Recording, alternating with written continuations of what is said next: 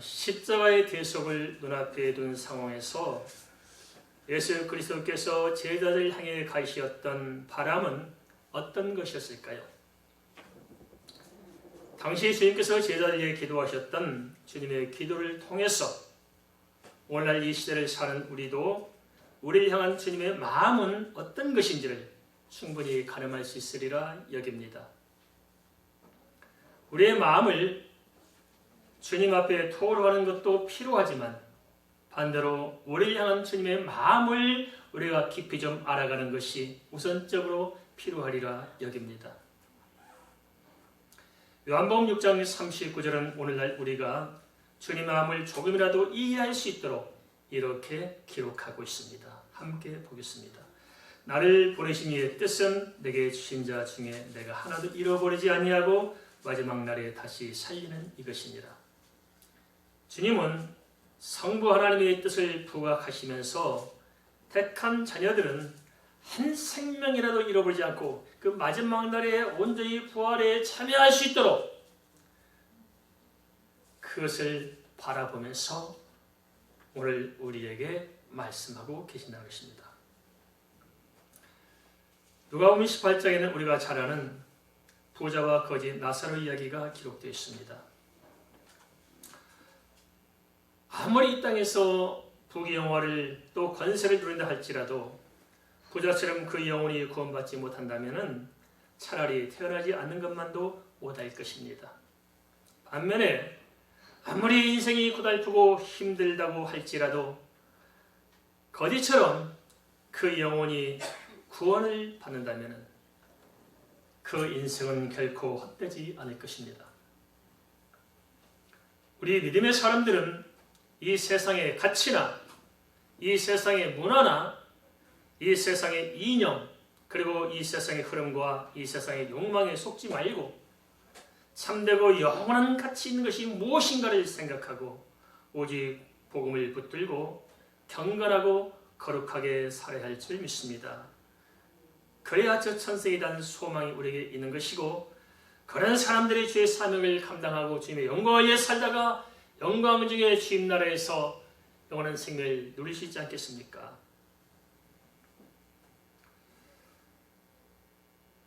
교회들이 방향성을 잘 잡고 정체성을 바로 세워나가야 됩니다. 대부분 모든 사람들은 이 땅에서 행복하게 살기를 원합니다. 그렇지만 문제는 행복하지 못했던 것입니다. 그럼에도 불구하고 교회들은 행복에 초점을 맞추고 행복하고자 행복을 추구해가고 있습니다. 이것은 정말 넌센스입니다. 착각입니다. 여기서 빠져나와야 됩니다. 왜냐? 예수 그리스도를 떠난 모든 사람들은 결코 행복해질 수 없습니다. 교회가 줄 수 있는 것은 은과 금이 아니라 예수 그리스도의 이름인 것입니다.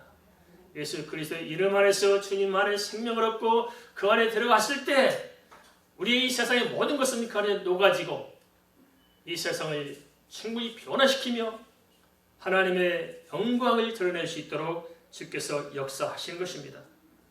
그러기 우리가 분명히 알아야 할 것이 있습니다. 그것은 비록 우리가 이 세상에서 살고 있지만은 믿는 자들은 이 세상 사람들과는 그 근본이 다르다는 것입니다. 그렇다면 이 세상 사람들과 다른 예수 그리스도를 믿는 사람들의 다른 구별된 신분은 무엇일까요? 거기에 대해서 요한복음 17장 9절에서 10절은 주님의 기대를 통해서 이렇게 제시하고 있습니다. 내가 그들을 위하여 비옵나니 내가 비옵는 것은 세상을 이함이 아니요 내게 주신 자들을 이함이니이다. 그들은 아버지의 것이었소이다. 이것은 다 아버지의 것이요 아버지의 것은 내 것이온데 내가 그들로 말미암아 영광을 받았나이다. 요한복음 17장 1절에서 10절에 나타난 주님의 기도를 다시 한번 정리해보면 그렇습니다. 첫째, 주님의 중보기도는 주 안에서 믿음으로 선택된 우리 성도들에게 주님께서 얼마나 그냥 가슴 절절한 사랑을 가지고 있는가 하는 것을 엿볼 수 있게 하는 것입니다. 우리는 주님의 사랑의 대상입니다. 믿으십니까? 주님 우리를 사랑하시는 것입니다. 그 사랑 때문에 주님께서는 십자가까지 지시잖아요. 이 세상 사람들의 사랑과 주님의 사랑은 그래서 결코 비교할 수 없을 것입니다. 그러기에 나를 위해 베풀어 주신 예수 그리스도의 사랑을 깨닫는 자는 설령 이 세상에 조금 소외되고 이 세상에 조금 상처가 있고 남이 날 알아주지 않는다 할지라도 그렇게 낙심하거나 절망할 필요가 없는 것입니다. 정말 주님의 사랑을 깨닫고 하는 사람은 넉넉히 세상을 이겨낼 수 있는 따뜻한 마음을 가질 수 있는 것이고, 그래서 소외받지 않고 상처가 있을지라도 극복하면서 하나님의 따뜻한 사랑을 오히려 반대로 공급할 수가 있을 것입니다. 로마서 8장 35절은 이렇게 고백하고 있습니다. 누가 우리를 그리스도의 사랑에서 끊으리요? 환난이나 공고나 박해나 기근이나 적신이나 위험이나 칼이랴. 주님께서는 지금도 우리와 함께 하시며 우리를 위해 기도하신 줄 믿습니다. 둘째, 주님 말씀을 통해서 우리가 알 수 있는 것은 뭐냐면 택한 자에 대한 우리의 근본은 하나님께 속해 있다는 것입니다. 성부, 성자, 성령 하나님께 속해 있는 것이지 우리가 이 땅에 속해 있지 않다는 것입니다. 이 땅에서는 나그네와 같습니다. 우리의 소속은 하나님께 있습니다. 성경은 비록 우리가 이 세상에서는 다양한 신분이 있을 수 있지만 그러나 우리의 본질적인 영적 신분은 삼위일체 하나님께 속한 자라고 열어보셔서 증언하고 있습니다. 이것을 요한복음 1장 12절은 하나님의 자녀라고 선포하고 있으며 빌립보서 3장 20절은 이렇게 증언합니다. 그러나 우리의 시민권은 하늘에 있는지라 거기로부터 구원하는 자 곧 예수 그리스도를 기다리노니. 그러기에 예수 공동체는 나라가 다를 수도 있고 또 혈통이 다를 수도 있고 또 여러 가지 환경이 다를 수 있지만 그러나 예수 그리스도의 공동체는 예수 안에 속한 모든 사람들의 하나요, 한 형제요, 한 자매인 가족인 것입니다. 그래서 예수 그리스도의 공동체가 이 세상 어떤 공동체보다도 가장 아름답고 가장 탁월하고 가장 깊이 있고 가장 소중한 줄 믿습니다. 실제 우리가 이런 것을 우리 삶에서 경험할 수가 있습니다. 아무리 일가친척 가깝다 할지라도 예수 아는 사람과 만나면 별로 할 말이 없습니다. 그렇잖아요. 주제가 틀려요. 마음이 다릅니다. 대화가 안 됩니다. 그렇지만 처음 본 사람이랄지라도 정말 예수 그리스도를 믿는 믿음의 공동체 안에 들어오면 마음이 통하는 것입니다. 할렐루야! 따뜻하잖아요. 그게 바로 교회입니다. 그래서 교회는 세상 끝까지 논하는 것이 아닙니다. 그 공동체, 예수 안에 있는 공동체, 이 사람들의 모임이기 때문에 교회는 따뜻함이 있는 것이고 사랑이 있는 것입니다. 셋째, 주님께서는 이러한 하나님의 자녀들로 인해 영광을 받았다고 피력하십니다. 그래서 영광은 전후 문맥을 통해 볼 때 예수 그리스도의 십자가 사건을 의미합니다. 주님은 십자가 사건을 영광이라고 말씀하고 있다는 것입니다. 주님께서는 다가올 십자가의 고난마저 이미 받은 영광을 해석하신 것입니다. 왜냐하면 당시 제자들을 비롯해서 주님께 택함을 받은 사람들은 모두가 성부, 성자, 성령, 삼위일체 하나님께 속했기 때문입니다. 우리가 비록 잠시잠깐 이 세상에 속한 것처럼 보일 수 있어요. 그죠? 이 세상에 직장도 다니고 사업도 하고 이 세상에 우리가 매이는 것처럼 보일 수 있을지 모르지만 아닙니다. 우리는 그 이전에 하나님께 속해 있는 것입니다. 이 사실을 알고 믿었던 제자들은 그래서 이 세상이 아니라 주님의 나라를 사모하며 살았습니다. 히브리서 11장 14절 16절은 참 우리 이렇게 감동적으로 당시 제자들의 삶의 속속들이 내면을 이렇게 보여주고 있습니다. 그들이 이같이 말하는 것은 자기들이 본향 찾는 자임을 나타내니라. 그들이 나온 바 본향을 생각하였더라면 돌아갈 기회가 있었으려니와 그들이 이제는 더 나은 본향을 사모하니 곧 하늘에 있는 것이라. 이러므로 하나님이 그들의 하나님이라 일컬음 받으심을 부끄러워하지 아니하시고 그들을 위하여 한 성을 예비하셨느니라. 이 사실을 명확히 알고 우리 신분에 합당하게 우리의 마음부터 좀 육신의 생각에서 좀 빠져나와서 영적인 생각으로 좀 바꿔나가야 할 줄 믿습니다. 생각을 바꿉시다. 마음을 좀 바꾸십시다. 세상에 매이지 말고 하나님께 속한 자임을 알고 우리가 좀 우리의 포지션을 좀 바꿔나갔으면 좋겠습니다. 그러면 하나님께 속한 자로서 거기 합당하게 살아간다는 것은 어떤 것일까요? 이어서 요한복음 17장 11절 12절 주님의 기도를 통해서 살펴보겠습니다. 요한복음 17장 11절 12절 말씀 같이 보겠습니다. 나는 세상에 더 있지 아니하오나 그들은 세상에 있사옵고 나는 아버지께로 가옵나니 거룩하신 아버지여 내게 주신 아버지 이름으로 그들을 보존하사 우리와 같이 그들도 하나가 되게 하옵소서. 내가 그들과 함께 있을 때 내게 주신 아버지 이름으로 그들을 보존하고 지켰나이다. 그 중에 하나도 멸망하지 않고 다만 멸망의 자식뿐이요 이는 성경을 응하게 함이니이다. 십자가 사건을 눈앞에 두고 하신 요한복음 17장 11절 12절의 주님의 기도에는 조만간 주님께서 이 땅을 떠나신 이후에 있을 일들을 내다보시면서 그리스도 입장에서 하나님 입장이 아니라 그리스도 입장에서 성부 하나님께 제자들을 가슴에 품고 간구하는 그 절절한 사연이 담겨 있습니다. 그래서 주님의 기도는 거룩하신 아버지의 이름으로 그들을 보존하사 성부, 성자, 성령 삼일째 하나님이 하나인 것처럼 하나님께서 택한 자들도 삼일째 하나님과 하나가 되게 해달라는 것이었습니다. 하나됨이 중요합니다. 하나님의 것이 무엇인지 여러분 충분히 이해할 수 있을 것입니다. 하나됨이 중요합니다.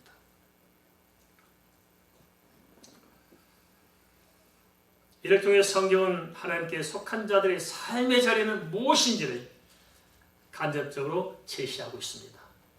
그래서 성경이 알려주는 삶의 자리는 첫째 하나님과의 관계에 있다는 것입니다. 어디에 있다고요? 관계에 있습니다. 우리의 삶의 자리는 어떤 눈에 보이는 어떤 자리가 아니고 세상적인 가치에 있는 그런 자리가 아니고 하나님과 나와의 관계 안에 우리의 삶의 자리가 있다는 것입니다.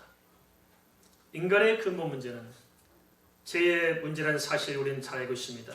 그러면 죄란 무엇일까요? 우리 크리스천들도 죄를 도덕적이고 윤리적인 면에서 이해할 수 있을 것입니다.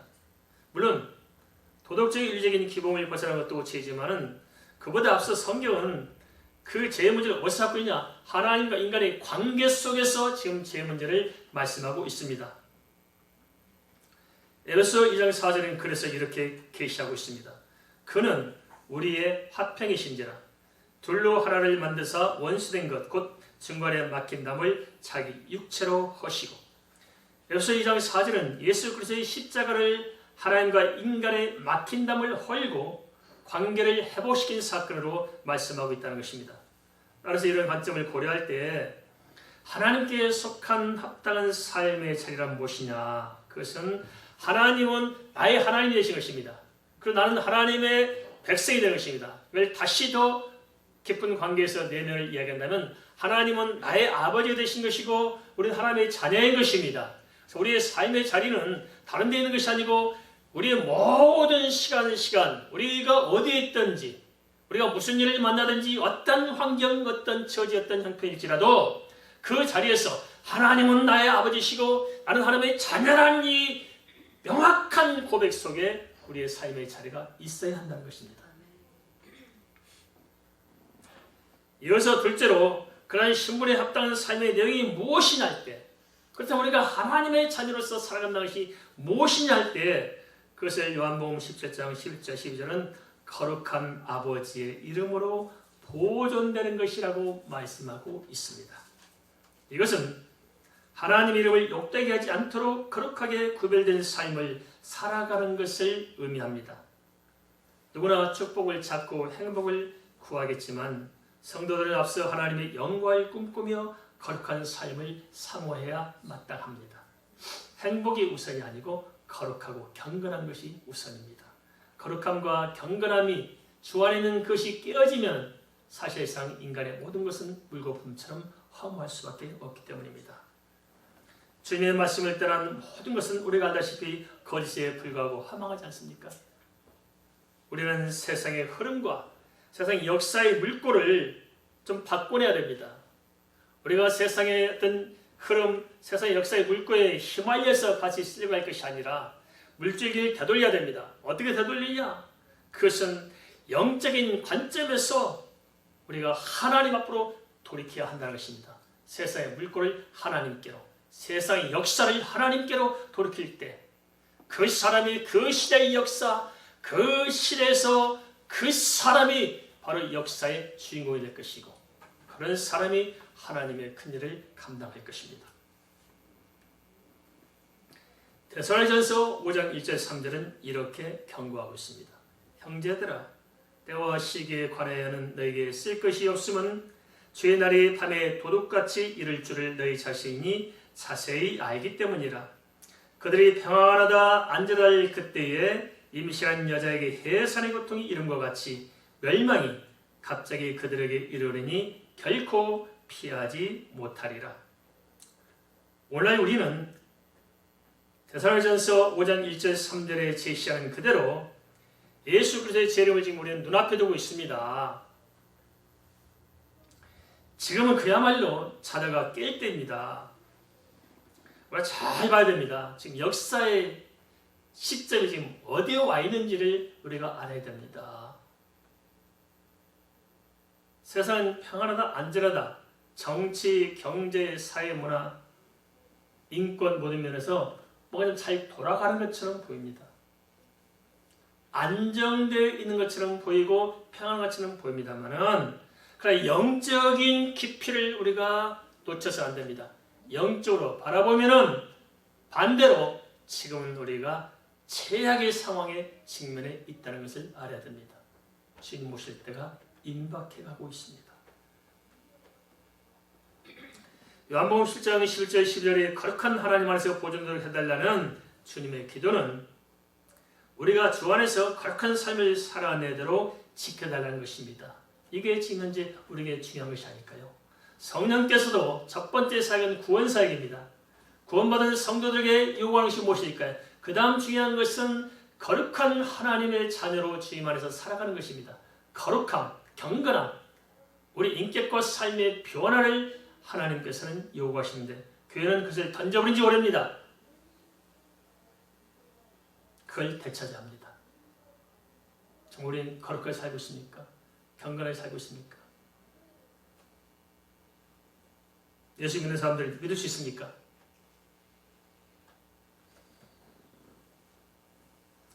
시편 32편 1절에서 2절은 다윗이 하나님 앞에서 무엇을 고심했는지 이렇게 알려지고 있습니다. 허물의 사함을 받고 자신의 죄가 가려진 자는 복이 있도다. 마음에 간사함이 없고 여호와께 정죄를 당하지 아니하는 자는 복이 있도다. 주님을 만나는 그 자리에서 성도의 영광은 허물의 사함을 받고 죄가 가려지고 마음에 간사함이 없이 거룩함을 보존하는 데 있을 것입니다. 인생을 살아보고 부경을 누려본 다윗이 생각할 때 내 앞에 정말 중요한 문제가 무엇인가를 고심하는 자리에서 깨닫는 게 뭐냐? 그것은 허물의 사함을 받는 것입니다. 제가 용서되어 가려진 것입니다. 그리고 내 마음이 간사함이 없이 여호와 앞에 진실함과 성실함으로 살아가는 것입니다. 이보다 인생에서 중요한 것이 있을까요? 잘 생각해 보십시다. 이보다 중요한 게 있을까요, 우리에게? 이 땅만 생각한다면 이보다 중요한 것이 훨씬 많습니다. 바쁜 일도 많고 중요한 일도 더 많겠지요. 그렇지만 진정으로 우리가 영적인 난목을 열어서 우리 자신의 신령을 바라보고 이 하나님의 전 구속사의 프로젝트를 바라보고 생각한다면 이보다 중요한 게 어디 있을까요? 그죠? 우리 신령을 다잡아서 주 안에 바로 세우는 이것이 우리가 얼마나 절박한가 하는 것을 우리가 가슴으로 알아야 합니다. 크리스천으로서 살아가는 삶의 양식과 세상 사람들이 살아가는 삶의 양식은 겉으로 보면 비슷해 보일지라도 사실 그 밑바닥은 다를 수밖에 없을 것입니다. 삶의 목적과 목표가 다르고 삶의 방편도 다르고 삶의 기쁨과 감사의 내용도 다르고 실제로 다를 수밖에 없을 것입니다. 만일 여기에 전혀 변화가 없다면 구원의 소망이 없는 불신자와 다를 바 없음을 속히 깨닫고 돌이키시길 바랍니다. 죽은 믿음을 붙들고 좋은 믿음으로 착각하면 안 됩니다. 죽어 있는 것입니다. 영원히 깨어나야 합니다. 세상 사람들은 오로지 이 세상 것만 전부인 알고 살아갈 뿐입니다. 그것은 예수 안에 진리가 무엇이며 참된 소망이 무엇인지 인생의 종말진 종이 무엇인지를 전혀 알지 못한 까닭이 아니겠습니까? 요한복음 17장 13절에서 주님께서는 이렇게 말씀하고 있습니다. 지금 내가 아버지께로 가오니 내가 세상에서 이 말을 하옵는 것은 그들로 내 기쁨을 그들 안에 충만히 가지게 하려 함이니이다. 앞서 주님께서는 십자가를 영광으로 언급하시더니 여기서는 십자가를 주님의 기쁨이라고 제시하고 있습니다. 그뿐 아니라 주님께서는 주님 안에 있는 이러한 기쁨을 제자들이 자기들 안에 충만히 가지게 하시겠다고 기도하고 있습니다. 그럼 여기서 예수 안에 있는 기쁨이란 무엇인가요? 그것은 십자가의 대속으로 말미암아 주어지는 죄사함이며 구원이며 십자가의 대속으로 말미암아 주어지는 모든 하나님의 은혜가 아니고 무엇이겠습니까? 그것을 주님께서 말씀하고 있는 것입니다. 주님께서는 그 일이 제자가 이루어질 것을 생각할 때 기쁘다는 거예요. 우리가 그렇지 않습니까? 우리가 지불해야 될 값은 참 우리가 어찌 보면 힘들 수 있습니다. 그러나 그것을 통해서 얻어질 것들을 생각할 때 그것이 막대한 것임을 생각할 때 오늘 우리의 작은 희생은 기쁨이 될 줄 믿습니다. 그것을 성경은 산모로 이야기해주고 있습니다. 해산의 고통이 당시에는 힘들지 모르지만 그러나 자식을 낳는 기쁨은 비교할 수가 없을 것입니다. 그래서 주님께서 당신의 십자가를 기쁨이라고 영광이라고 지금 말씀하고 있는 것입니다. 이것을 마태복음 13장 44절에는 밭에 감춰져 있는 부화로 비유해주고 있습니다. 그러기 예수로 말미암아 기뻐하고 예수로 말미암아 소망 있고 예수로 말미암아 비전이 있는 사람, 그런 사람이 바로 하나님께 속한 크리스찬이 아니겠습니까? 비록 현실은 고달플지라도 그러나 우리에게는 영원히 보장된 주의 나라가 약속되어 있기 때문입니다. 이 부활을 놓치지 마시기 바랍니다. 이 부활을 붙잡기 바랍니다. 밭이 귀합니까? 밭에 있는 부화가 귀합니까? 밭에 있는 부화가 귀합니다. 진주가 귀합니까? 조개가 귀합니까? 진주를 품은 조개를 생각해 봅시다. 무엇이 귀합니까? 진주가 조개보다 귀하지 않을까요? 우리가 귀하고 희귀하고 우리가 가치 있는 인생이 그 이유가 되십니까? 우리 안에 예수의 생명이 있는 것입니다. 하늘에 보화가 있는 것입니다. 진주가 있는 것입니다. 나보다도 더 가치 있는 것을 우리가 품고 있기 때문에 더불어 우리가 가치가 있는 것입니다. 그러므로 한편으로 이 땅에서는 예수 그리스도를 따르는 사람들에게 영광과 고난도 주어짐을 알고 마음을 다지할 것입니다. 그것을 요한복음 17장 14절 이렇게 기록하고 있습니다. 내가 아버지의 말씀을 그들에게 주었사오매 세상이 그들을 미워하였사오니 이는 내가 세상에 속하지 아니함 같이 그들도 세상에 속하지 아니함으로 인함이니이다. 예수 그리스도를 믿고 살면 그 믿음 때문에 핍박도 있을까요? 없을까요? 있습니다. 핍박도 있다는 거예요. 실제로 초대교회 때 예수님의 제자들은 예수 그리스도의 복음을 전한다는 이유만으로 핍박을 당하고 순교의 잔을 마셔야 했습니다. 오늘날도 우리가 진정으로 복음을 전하는 일을 하려면 얼마나 많은 희생을 감내하는지 말할 수 없습니다.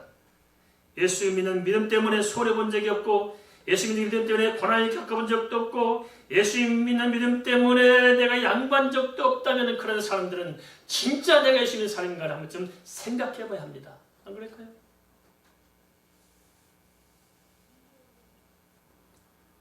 앞으로 가면 갈수록 믿음을 지키기 위해서 지불할 값이 그만큼 커질 때가 올 수 있습니다.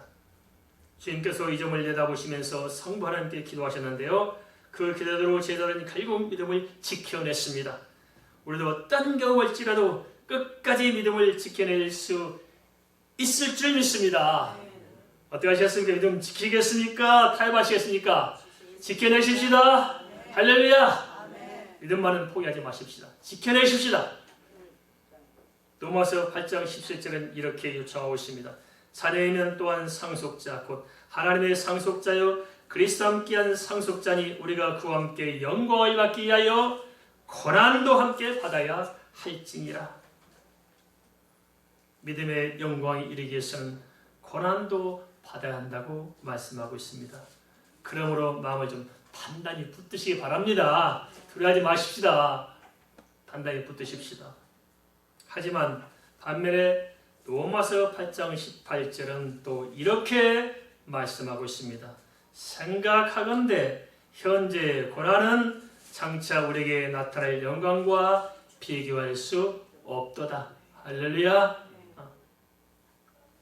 주님께서 제자들에게 갖고 계셨던 지속적인 관심은 제자들이 죄악에 빠지지 않고 거룩하게 보존되는 것이었습니다. 이러한 주님의 간절한 마음은 요한복음 17장 12절과 요한복음 11장 12절에 이어서 다시 요한복음 17장 15절에서 성부 하나님께 반복해 간구하신 점을 통해서 알 수 있습니다.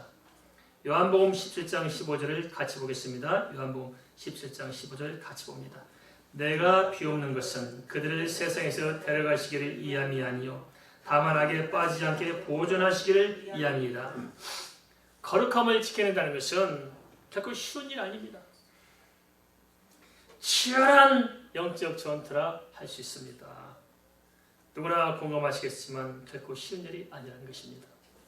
그것은 세상의 핍박을 이겨내는 것도 쉽지 않겠지만 세상의 미혹을 이겨내는 것 또한 결코 쉬운 일이 아니기 때문입니다. 외부 환경도 한계이지만 한 걸음 더 나아가 우리 안에 있는 이 죄성, 우리 안에 있는 불필요한 두려움, 우리 안에 있는 이 연약함들, 이것을 또한 싸워 이겨야만이 우리 자신들 하나님 앞에 바로 세우시지 않겠습니까? 그래서 참 만만한 일 아니겠습니다. 무엇보다 자기와의 싸움이 힘들잖아요. 그죠? 나와의 싸움이 참 힘듭니다.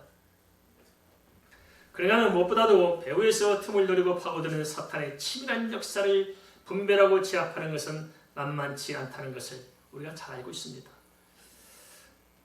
문제는 막상 사탄의 계계에 말려들면 선악과의 분별 자체를 못한다는 것입니다. 그래서 옳은 줄 믿고 이단에 빠지는 것처럼 옳은 줄 믿고 배도하고 옳은 줄 믿고 미혹에 넘어가는 것입니다. 이걸 조심해야 됩니다. 착각이 무섭습니다. 다 옳다고 주장해요. 그죠? 희한하죠? 자기 문제 때문에, 자기 지압 때문에, 자기 욕망 때문에 자기가 타락해가지고 실수가 넘어져놓고도 꼭 그런 사람들 교회를 탓해요. 그렇잖아요. 걸고 싸웠으면 진짜 주님에서 몸을 치는 목살이 걸고 넘어져요. 희한하죠? 왜 그래 사람들이? 그의 벽에 사단이 있어서 그렇습니다. 그러면서 문제는 자기도 옳다고 생각한다는 거예요. 문제가 자기 속에 있잖아요. 이걸 조심해야 됩니다. 진정 믿음으로 사는 사람들은 어떤 사람들일까요? 요한에서 5장 4절은 이렇게 알려주고 있습니다. 무릇 하나님께로부터 난 자마다 세상을 이기느니라. 세상을 이기는 승리는 이것이니 우리의 믿음이니라. 세상을 뭘 이긴다고요? 믿음으로 이기는 것입니다. 따라서 합니다. 세상을 이기는 것은 우리의 믿음이다. 동의하십니까?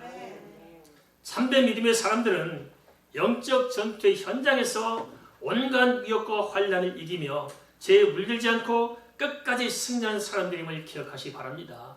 이기는 사람이 믿음이 있는 사람입니다. 지는 사람은 믿음이 없는 것입니다. 그렇다면 어떻게 해야 우리의 거룩함을 보존하고 경건하게 우리가 끝까지 우리의 삶을 지탱해 나갈 수 있을까요? 크리스찬의 신분에 대해서도 주님께서는 요한복음 11장 16절에서 한 번 더 같은 말씀을 반복하고 있습니다. 그것은 그만큼 중요한 관심사이기 때문일 것입니다. 뭐라 말씀하시냐면 내가 세상에 속하지 아니함 같이 그들도 세상에 속하지 아니하사옵나이다. 요한복음 17장은 하나님께 속한 신분과 거룩한 보존을 연결해서 말씀하고 있습니다.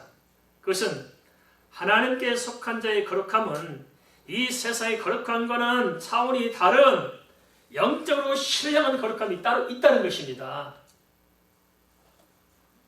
그리고 또 하나 하나님께 속한 자의 거룩함은 하나님의 은혜 안에서 되어질 수 있음을 시사한다는 것입니다. 하나님의 은혜 안에서. 이 말씀은 우리의 거룩함은 인간의 능력에 의한 것이 아니고 하나님의 은혜에서 가능함을 깨닫게 하고 있습니다. 우리의 구원도 궁극적으로 하나님의 은혜의 산물이라면 구원받은 성도가 하나님의 자유답게 그 인격과 삶을 보존하는 것 또한 결국은 하나님의 은혜로 되어지는 것입니다. 따라서 우리의 힘과 능력이 부족할지라도 진정으로 우리의 마음의 중심이 내가 약할지라도 내 마음의 믿음의 중심이 하나님을 향해 있고 내가 하나님의 은혜를 갈구하고 살아간다면 하나님께서는 그 은혜 안에서 우리의 믿음을 지키도록 역사하신다는 것입니다. 그 구체적인 방편에 대해서 요한복음 17장 17절은 이렇게 제시하고 있습니다. 요한복음 17장 17절 말씀 같이 보겠습니다. 그들을 진리로 거룩하게 하옵소서. 아버지의 말씀은 진리이다. 어떻게 거룩하게 될 수 있다고 말씀하고 있습니까? 그렇습니다. 진리인 아버지 말씀 안에서 우리는 거룩할 수가 있는 것입니다. 따라서 우리는 거룩해지려고 몸부림칠 필요가 없습니다. 우리가 몸부림친다고 해서 그런 몸부림이 우리를 거룩하게 하지는 못하기 때문입니다. 몸부림치지 마세요. 따라서 혹시라도 지난날 잘못 살아온 것 때문에 마음에 연민이 쌓여있고 또 죄책감이 남아있다면 주님 앞에서 믿음으로 떨쳐내야 됩니다. 믿음으로 떨쳐내세요. 거기 사로잡히지 마세요. 죄책감을 사로잡히고 그 연민을 사로잡혀서 그것이 바른 믿음이 아닙니다. 그것이 양심이 아닙니다. 믿음이 없는 것입니다. 왜냐? 그것은 연민과 죄책감에 매이면 매일수록 사단이 더 틈을 탈 뿐 거기서 벗어날 수 없기 때문에 그렇습니다. 사단은 자꾸 이런 걸 파고들어요. 그래서 어떻게 만듭니까? 끝내는 유다처럼 만들어내요. 유다가 연민이 생겼잖아요. 예수님을 팔았던 것에 대해서. 회개하고 믿음을 떨치고 집에 돌아왔으면 되는데 자살해버려요. 그래서 양심의 가책 때문에 자살하는 분들 많아요. 어찌 보면 양심이 바른 사람이라 생각할지 모르지만 아닙니다. 양심이 바를지 모르지만은 믿음이 없는 것입니다. 하나님 모르는 것입니다. 우리는 믿음으로 해결해야 됩니다. 비유에 설명하자면 그렇습니다. 어둠을 쫓아내고 우리 마음속에 있는 어둠을 가정해 봅시다. 우리 삶 속에 있는 어둠을 가정해 보십시다. 어둠을 쫓아내려고 우리가 애쓴다 해서 어둠이 물러갑니까? 아니에요. 우리는 우리 스스로의 능력과 지혜로 우리 안에 있는 어둠을 밀쳐낼 수가 없습니다. 밤이 다가오고 어둠이 쌓이는데 우리가 몸부림친다고 어둠이 물러갑니까? 아닙니다. 그러면 성경은 뭐라고 말씀하실까요? 성경은 주 안에서 진정으로 은혜를 받으면 사망과 지옥과 모든 저주와 사단의 계략은 저절로 물러간다고 말씀하고 있습니다. 이것이 바로 영적인 원리입니다. 하나님의 빛이 임하면 어둠은 물러가는 것입니다. 우리가 그렇습니다. 예배당이 캄캄해요. 근데 우리가 아무리 이 안에서 몸부림친다 했는데 이 캄캄에 물러가지 않습니다. 그럼 어떻게 합니까? 불을 켜면 빛이 임하면 어둠은 저절로 물러가는 것입니다. 할렐루야! 이게 바로 영적인 법칙입니다. 우리가 우리 스스로 어둠을 내몰 수 없습니다. 그러나 하나님의 영광의 빛이 우리 가운데 임재하면 우리의 모든 어둠은 물러가는 것입니다. 그래서 우리가 거룩하게 보존된 것 또한 은혜 받으면 되는 것입니다. 우리는 은혜 받으면 됩니다. 할렐루야! 은혜 받도록 힘쓰면 됩니다. 많이 연민이 있습니까? 답답합니까? 내가 봐도 내가 사랑받지 않고 참 한심합니까? 그런 게 있잖아요. 그죠? 내가 봐도 내가 참 한심하다. 어떻게 난 이렇게 태어났을까? 괜찮아요. 나를 탓하지 마십시다. 주 앞에 은혜 받으면 됩니다. 할렐루야! 주님께서 제자들에게 하나님의 은혜가 임하기를 그래서 구하신 것입니다. 따라서 어둠의 일을 벗으려지 말고 진리의 말씀 안에서 빛 대신 하나님 향해 방향을 바꿔나가면 되는 것입니다. 그래서 거룩하기 위한 대안에 대해서 디모데전서 4장 5절도 이렇게 제시하고 있습니다. 하나님의 말씀과 기도로 거룩하여집니다. 십자가를 앞두고 하나님께서 택한 자들을 놓고 주님께서 하신 기도는 크게 두 가지를 언급하셨습니다. 하나는 우리의 신분은 하나님께 속했다는 것이고 또 하나는 거룩하게 보존되어야 한다는 것입니다. 이것을 우리는 우리 스스로 해결할 수 없습니다. 이 말씀은 우리는 누구이며 어떻게 살아야 할 것인가를 영적인 관점에서 주님 앞에서 다시 생각하도록 요청하고 있는 것입니다. 주님의 기도를 통해서 다시 한번 우리 자신의 영적인 보시를 분명히 하고 거룩한 성도로서 흠이 없도록 우리를 세워야 하되 이것은 우리 힘으로 안 된다. 그래서 주님께서 기도하시잖아요. 그죠? 그래서 우리도 말씀 붙들고 기도할 때 하나님의 은혜가 임해서 우리가 주 앞에 하나님의 자녀로서 부끄럼 없이 거룩한 삶을 살아갈 줄 믿습니다. 말씀을